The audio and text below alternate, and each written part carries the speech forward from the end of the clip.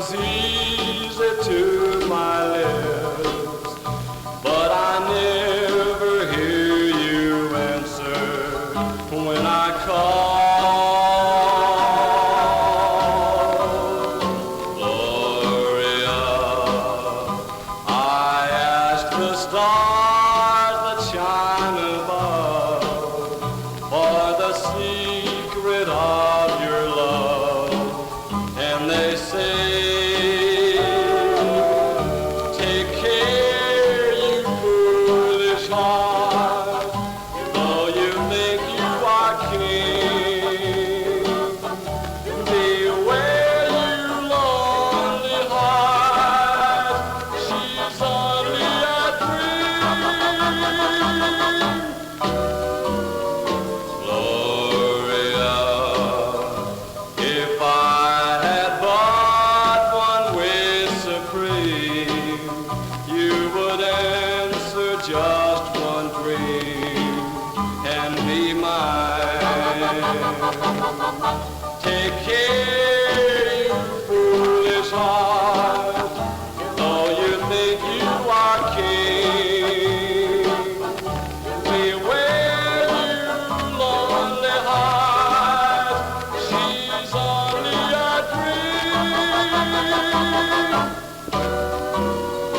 Gloria, if I had but one wish supreme, you would answer just one dream and be mine.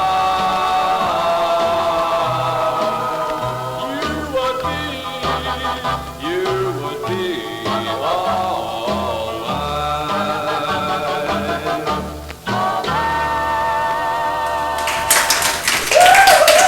Well, hi, I'm Gloria. And I will tell you in the very beginning then about the song. I'm going to relate it later, but it's a song my husband wrote about me and recorded when we were first married. But I'll tell more about that. Before I get started, I want to explain something. Since I've been here, I have heard so many parents who've had to raise their children by themselves. And I've had friends who's had that. And I so admire any parent that's had to raise children by themselves, because I couldn't do it. My husband and I had a deal. First one left the home, if you left, you took the kids with you. We didn't keep them.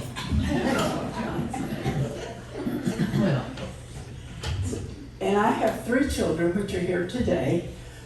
Debbie, which is my oldest one, her name is Deborah Lynn.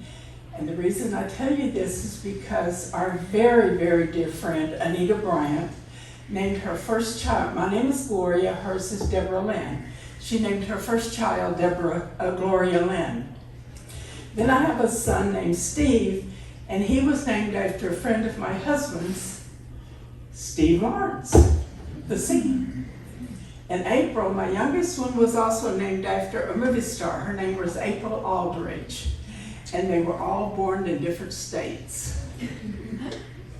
And as far as my family goes, I was born in East Texas, close to the Louisiana border. And my family grew figs for Bama Foods, which I think Bama Foods started in the 1800s in Dallas, actually. And I lived kind of in a commune. My grandfather lived here, my 2 uncles lived here, we lived here. We just lived in a big circle. My great-grandparents, which I knew also, but they lived at the orchard, about a mile or so away. My grandparents built a school, built a church, and I guess they donated it, I don't know, because it was right there on the property, so we just kind of dealt with it. And when I was 12 years old, my family moved to the refineries, which is in Port Arthur and Beaumont, and my dad was a blacksmith for the Atlantic Richfield Oil Company. And during my junior and senior year is when I first met my husband. he had already graduated from high school, spent 4 years in the 71st Army Band. Now I hadn't even been a senior yet in high school when we met.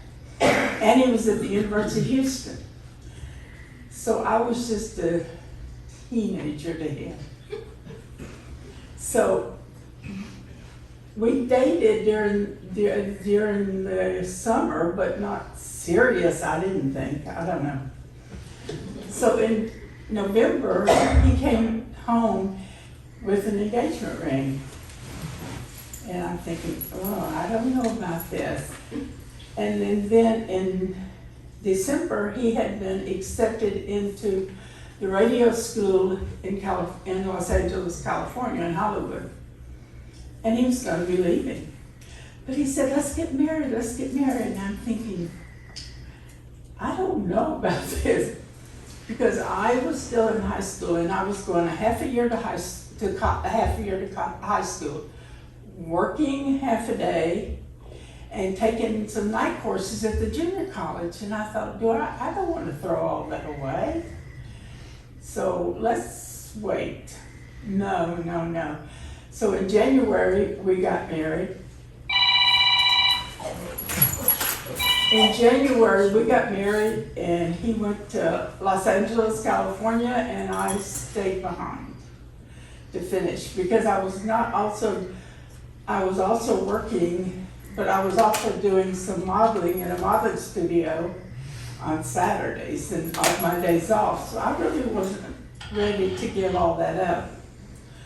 On my graduation day, at 6 o'clock in the morning, I am sleeping, dead asleep, and I hear somebody is shaking me, waking me up. And when I woke up, it was him. He had decided he wanted to come home to his wife. Oh. And so we had a graduation. He was there for my graduation. But not only did he do that, but we also did a lot of surprise things for each other. I mean, when I first sent him flowers to the radio station he worked, people thought it was from some lady. There was to some lady there. It wasn't. It was to him. And we would surprise each other with trips. And when our oldest daughter got married, we had a house full of people, and we came on Sunday morning. He woke up and they were all leaving, and he said, looked at the other two kids, and he said, "How fast can you get packed? We're going to Red River, New Mexico." And I said, "But I can't. I got a job." He said, "I took care of that. Your boss has let you be out for a week. I've already taken care of it." And sometimes he would come in the middle of the morning and say, "Can we have lunch today?" "Sure. Meet me at Holiday Inn, room so-and-so. We're going to have lunch." I mean, that's the way we always did. But when he went to radio school in LA, in California, he lived with one of his one of his very best friends in high school. And that was Lee Hazelwood. If y'all know Lee Hazelwood, he's the one that was singer and writer, and I guess he was best known for these Boots Were Made for Walking by Nancy Sinatra.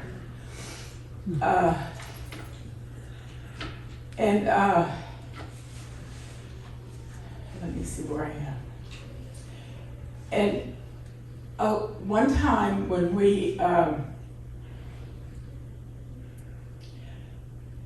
Hazelwood had moved to Scottsdale, Arizona, and we visited from Yuma. At that time, we lived in Yuma, and our babysitter was Dwayne Eddy.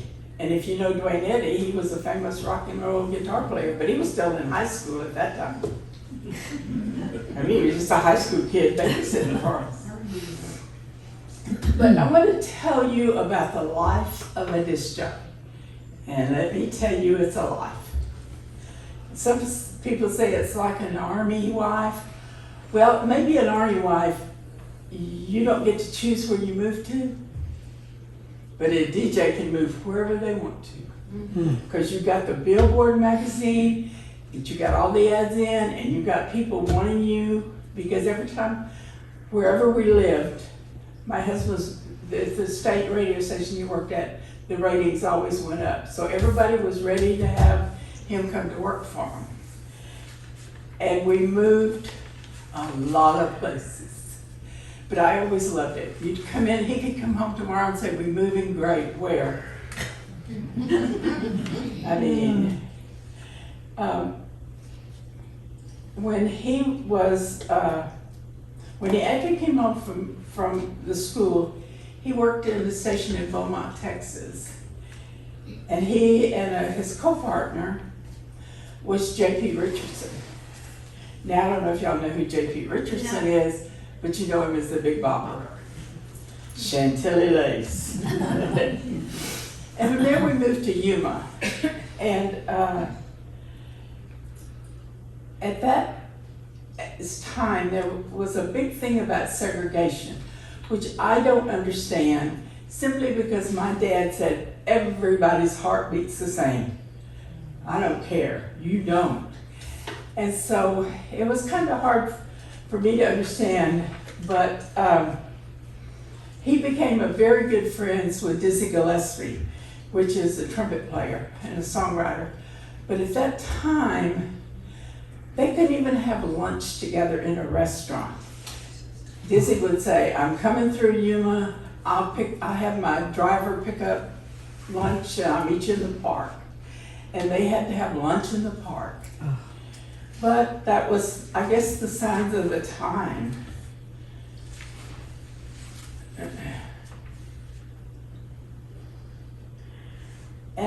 We lived in Yuma, and most of the time that we always moved, I went on vacation. He took care of everything. I just left. And so we're living in Yuma. He said, "We're moving to El Paso, Texas." Okay.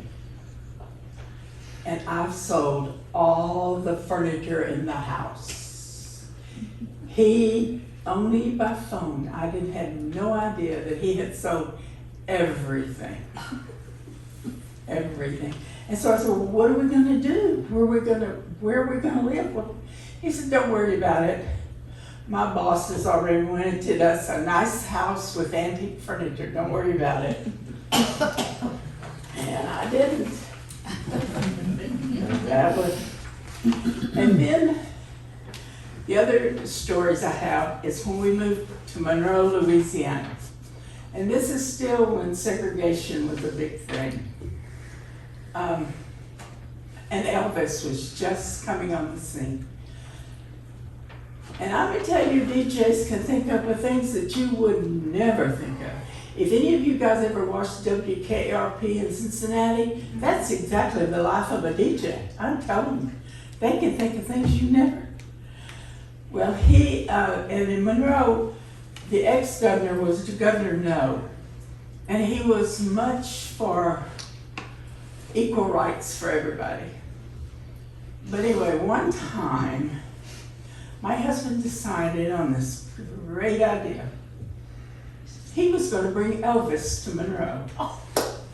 And so for about a month, he advertised about Elvis coming and Elvis coming. Oh, I don't know.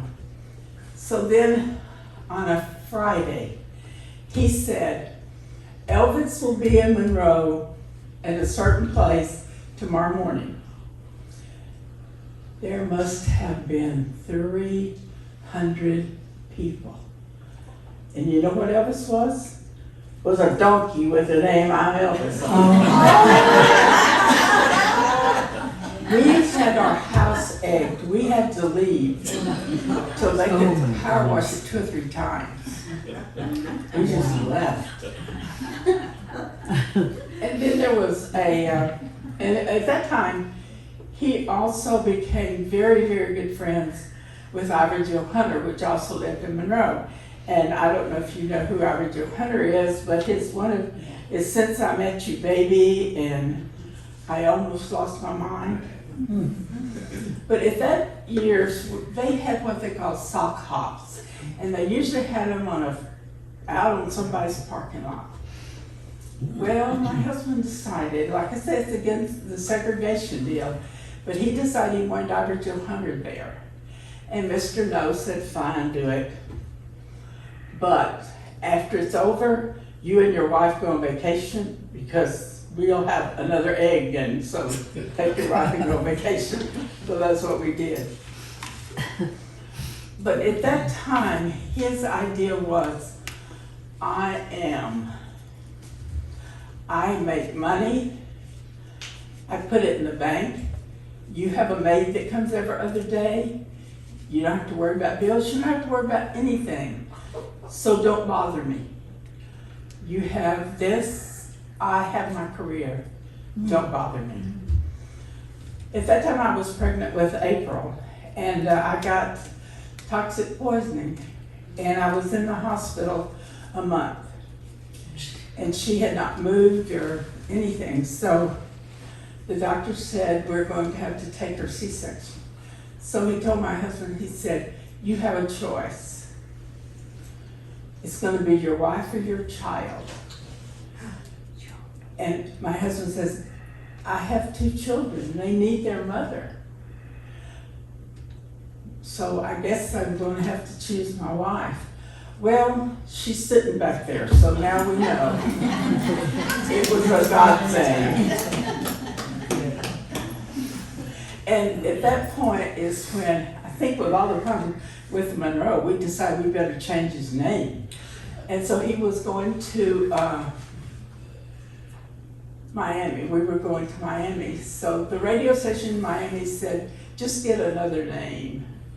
We don't like, his name was Chuck Lay, and they said, just get another name. So that's when the name Buddy Holiday came into being. And when we were in Miami, one of the employees my husband had working for him was Larry King. Larry King. And everybody knows who Larry King is. But he was a gambler. He never had any money. He was broke, and he worked overnight, 6 to midnight. I mean, 6 at night till 6 in the morning. I mean, he had nothing. The financial officer would come to the radio station and get his check. He had nothing. And at that time, I also had a stalker. And I don't know if anybody's ever had one. In Miami, the roofs of the houses are flat and the windows are real high up. And my husband would leave for work like about 5 o'clock in the morning. He'd start calling. And at first I didn't think anything about it, that's some hoax. But then when he told me, he said, I'll lay on the roof of your house and watch you in your bedroom. I know everything you do. I know when you go to the grocery store, I can tell you what you buy. And I can tell you what you're wearing. And so that went on for a while. And then he told me one day he was coming to my house. And I threw my kids in the car and I left. And I went to my girlfriend's house. And she said, what have you told your husband? I said, no, I haven't told him. She said, now you call him. And my husband was a friend of the district attorney's there in Miami, so he sent his assistant out to where I was. And we did a lot of talking, but at that time, even if they caught him, it was only 6 months and they could not guarantee you anything. So our house, I think, had been a foreclosure that we were living in. So the district attorney and all of them got together with the bank that owned the house, and the bank said, just move. You won't have to pay anything on the house. We'll release the house. Just leave. And the district attorney says, you don't tell anybody where you're moving. You don't tell them your phone numbers, nothing. Because it could be the preacher at your church. He said, you just don't tell anybody. And then that is also when they told me that I have deterioration of the disc. And I was in the hospital a long time with that. And, you know, you just, God's going to take care of it some way, and you just have to believe that. And going through a lot of therapy and going through a lot of doctors. I never had, they told me they were going to run steel rods up my spine, but I had a friend that was a chiropractor, and he said, just talk to a chiropractor. And I did, and the chiropractor said, give me 6 months, and if I can't make you better, I'll pay for your surgery. I've never had the surgery. And they said, by the time you're 50, you'll be in a wheelchair. I'm over 80 now, and I'm not in a wheelchair. So, and when we lived in Miami, my husband always had sports cars, always, that I can remember. And he loved to go to races. And so a couple of times, there's a racetrack in Miami called Sebring, and we used, or in the Miami area. So we used to go to Sebring all the time to races. And one day, and we always sit in the press box. So one day he came up and he said, did you see me riding the track? And I said, no, I didn't know it was you. He said, yeah. He says, I was in Steve McQueen's car, and we were just whizzing around that track. Okay. And so then after that, the next year, I think he and Steve got together and they did some more track. And also we lived there. One day, he always led singing on Sunday morning at church. And usually he had a meeting with the pastor on Friday and pick out songs. And then on Saturday, he practiced like home.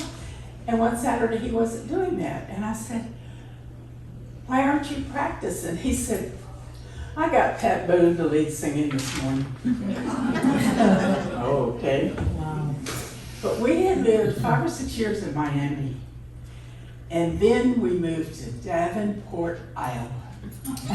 Anybody has ever been to Illinois or Iowa, you know what I'm talking about.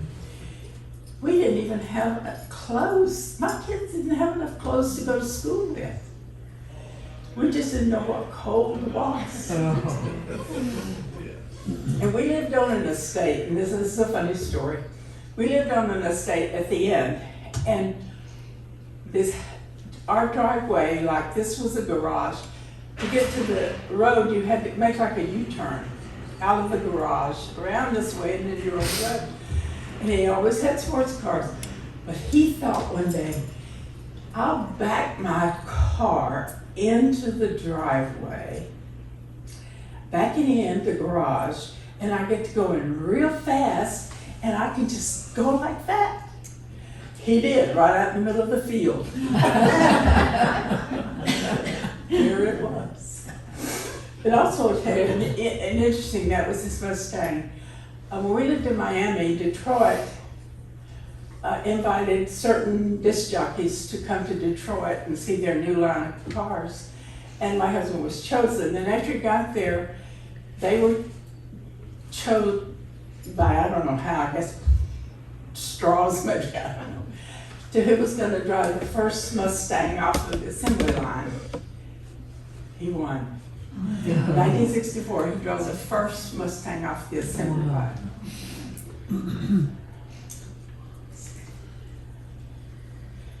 And after that 2 years in Davenport, he said, we're out of here. And we were just out of here. And April will tell you that sometimes she said, I can remember coming home and my dad having all these envelopes on the floor and saying to the kids, where do you want to live? And that's pretty much it. And then we moved to Houston. And that's when he worked. The sports director at that station at that time was Dan Patrick. And if y'all know who Dan Patrick is, he's the Lieutenant Governor of Texas now. Mm. And my husband had become friends with Elvis. And the kids, one time at a rodeo, they would go see Elvis and they meet Elvis and they talk to him. And another time we were at his hotel room and there was people on the other balcony across the way and they were all out there yelling, Elvis, Elvis.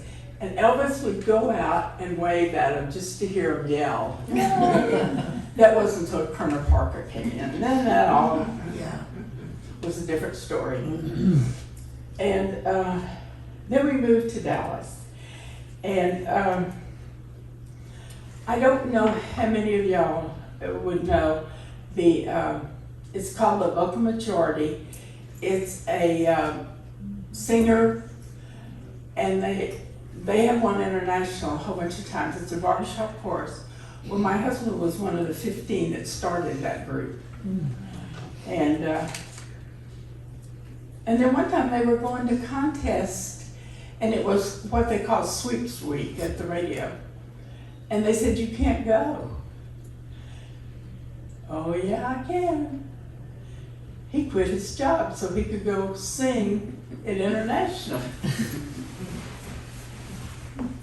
But the neat thing was, and by the way, Vocal Majority is 50 years old this year, and I'm going to their big 50-year party Saturday. Yeah. And it's sold out. Yes, it is.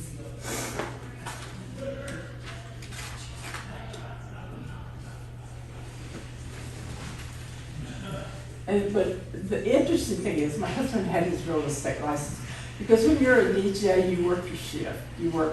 He worked 6 to 9 or 10, and he was off the rest of the day. So he got his real estate license. And at that time, I had a really good job with H&R Block. And so it wasn't a big deal. But to some people, it probably would have been, just quit your job. But I want to tell you a story about April, my youngest daughter. When she was in high school, she used to ride with a group of kids going to school. Every morning, they had to listen to this DJ. Oh, they just fell in love with him. And she had recorded some things when she was like 4 years old, 4 or 5, and he had played them all the time. He had always played them, and so every once in a while he'd stick one of those in, and they would just laugh and have such a good time. She never told anybody who her dad was until one day in high school you had to view your career, what you wanted it to be. Well, her girlfriend decided she wanted to be a DJ, and she had to interview this DJ that they listened to every morning. And April's going. So finally April said, okay, you come to my house tonight and I'll introduce you to Buddy Holliday. And then everybody knew from then on.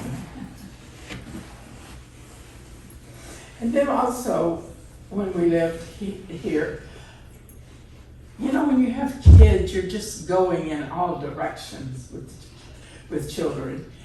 And after my children had all left home, one day he came in and he said, we're going this weekend to a hotel downtown Dallas because we need to discuss if we want to stay married.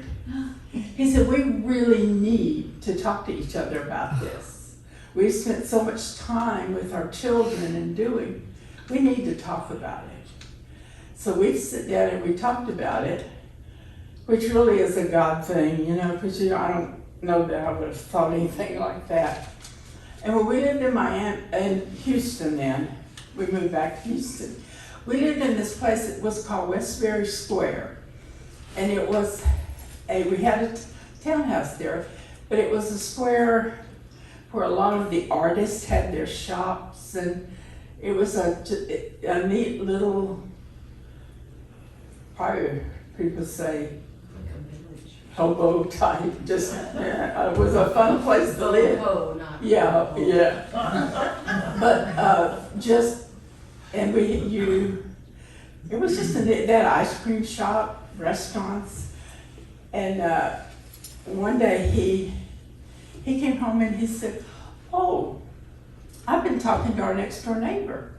And I said, oh, really? Who is that? John Travolta. He said, I talk to him every day. I never met him there. I don't know. But for me, I worked assistant to the Dean of Engineering at Lamar University.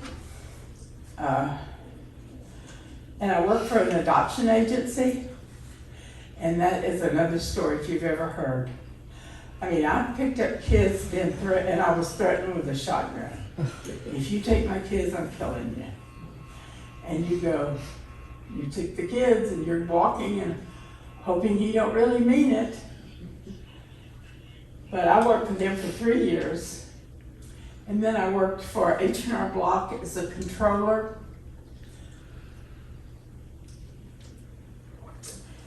And we had 4 district managers.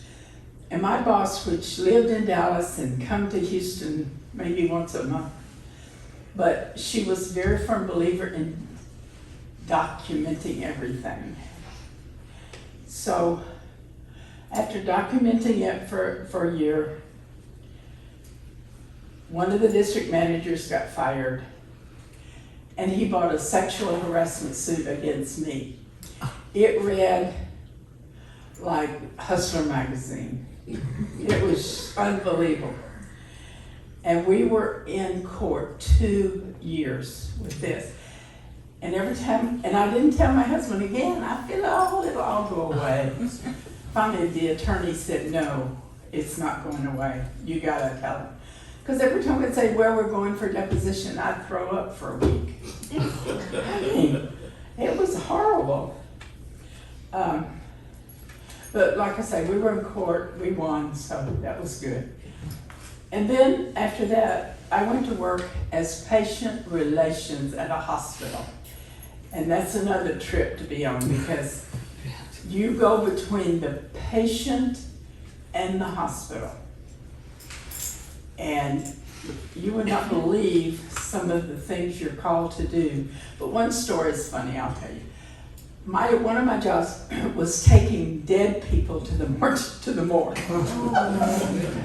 Well, I mean, and one day I picked up this body and I took it to where the morgue was supposed to be, and it wasn't there.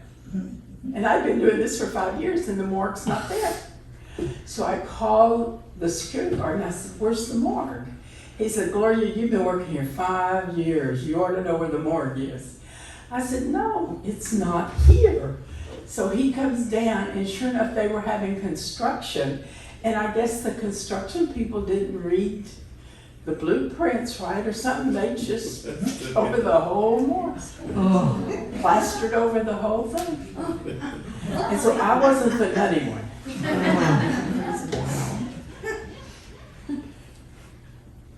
And at that time, my husband and we had always gone to church. He was always a Christian. And at that time, he and 3 other people had decided to put the first non-commercial contemporary Christian music station on the air in Houston. It had never been done before. And he had no idea what the FCC he had no idea what they did. He had no idea. He's just winging it. I guess with God's help, he's out. But he didn't know, he didn't know what is the FCC, and but he got through it. It took him 3 years to get it on the air. And he worked the 6 in the morning till 9 or 10, because he was program director, manager, and everything, so he did everything.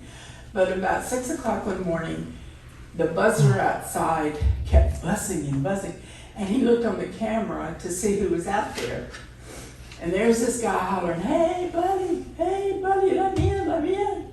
It was Glenn Campbell. Hey. And so he said, I just had a few hours to spare and thought I'd come visit. So he just come in and stayed a while. And after, and I will get to it later about the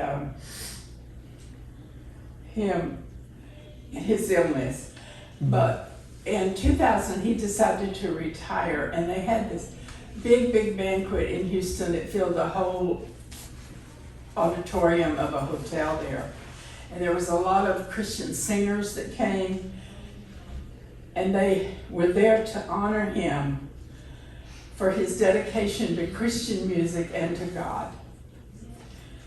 And he retired, and we had a lake house out of Houston. We had 4 acres that we had up there.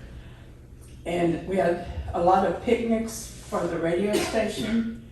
And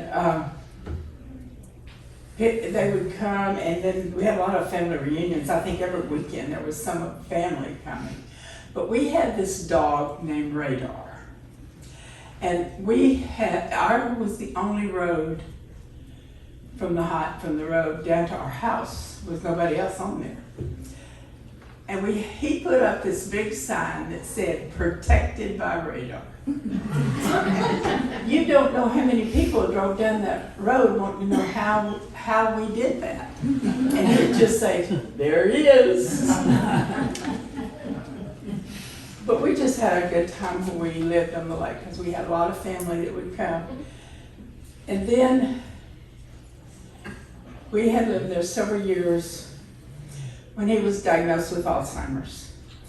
And before he diagnosed, he knew something was wrong, because one day he went to Walmart to buy a water hose, not realizing he bought a water hose. But then when he went to put it in the trunk of the car, he had already bought 2 more. Oh. Yeah, he did not. But he realized something was wrong. And so when he was diagnosed, the day he was diagnosed, he come home and called his family. And then he went to the radio station to tell everybody on the air that he had the Alzheimer's, and they set up a private line for people to call and leave messages for him. He even made a trip here to Dallas to the Mocha Majority, and got up and told everybody that was in the Mocha Majority that he had Alzheimer's. And I had him home for 3 years, and we had help. We had people, therapists and nurses and all come in. But I'm telling you, the minute they left, he would try to do something and fall down. I think he waited till he heard the gate close. And, I can do this. And I mean, the paramedics got so when I'd call, they'd say, "Yeah, Gloria, we know the code to the gate. We'll be there soon." And it was just something that the doctor finally said, "You just can't handle this." And one time, I'll tell you, one time he was in a walker, and we lived like there was woods, and then there was the lake. But there was a lot of animals in the woods, and there was a lot of cats and things. One time he was in the walker outside, and the cat ran around, and he almost fell. And I said, "That's it. It's a wildcat, but I gotta somehow get it and get it away." So there was a state park not far, so I finally got the cat, got it in the thing, and I thought, I'm just gonna go over here to the state park, and nobody's on that road, I'm just gonna let him go, let him go. Well, I got there, and just as I let him go, the state trooper came by. He said, "You can't do that." I said, "I've already done it." And I tried to explain to him why I did it, and I said, "No, that's fine, just give me a ticket. I did it, give me a ticket, I'll pay it, forget it." He said, "Lady, would you get in your pickup and just leave? Just leave. We'll take care of the cat. Just go." And then after 3 years keeping him at home, took him, he had to be put in a nursing home with doctor's orders. And now you gotta remember, he's been in radio all these years, a very deep voice, as you heard on the song that he sang, that he recorded when we were first married, when he was in California. And he had this very deep voice. When we got to the nursing home, all these therapists are coming in. So this very young speech therapist came in. And she come up bopping in and she says, I'm going to teach you how to speak. He said, you're gonna what? Never saw her again. Never. And then they called me one day and said, Ms. Lay, you need to really get up here. Your husband is hallucinating really bad. Okay. And said, you just say, come up here and see if you can calm him down. So I go up there and I said, what's happening? And they said, well, he's talking about when he recorded at the studio with Elvis, and Elvis used to bring his dog. I said, that's a true story. He's not hallucinating. That's what happened.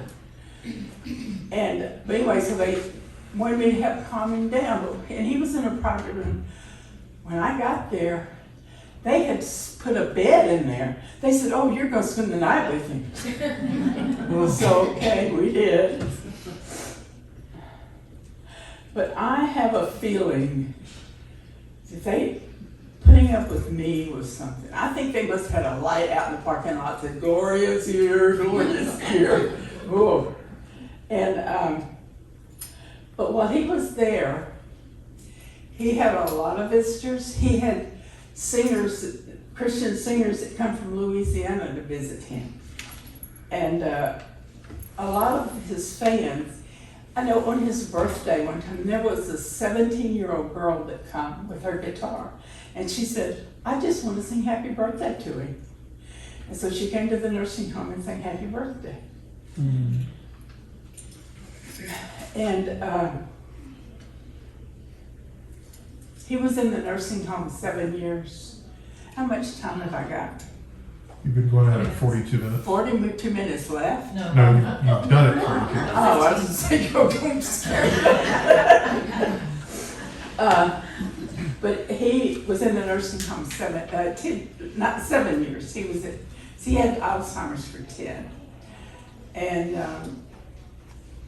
we survived. I went every day because nursing homes is a whole different life, because I was just surprised that people doesn't care once they put their family or whatever in a nursing home. They don't care to go visit them. They just leave them. But my husband was one, never, I mean, he probably lost his temper, but he was never violent. And he made it tell the nurses to go to hell, but that was about the extent of it when they did something he didn't like. But he never was like that. But with him, he lost his motor skills first, and then he quit talking. But he never was violent or anything, so. Okay, that's my story. Does anybody want to ask any questions? What an exciting life. I don't know about that.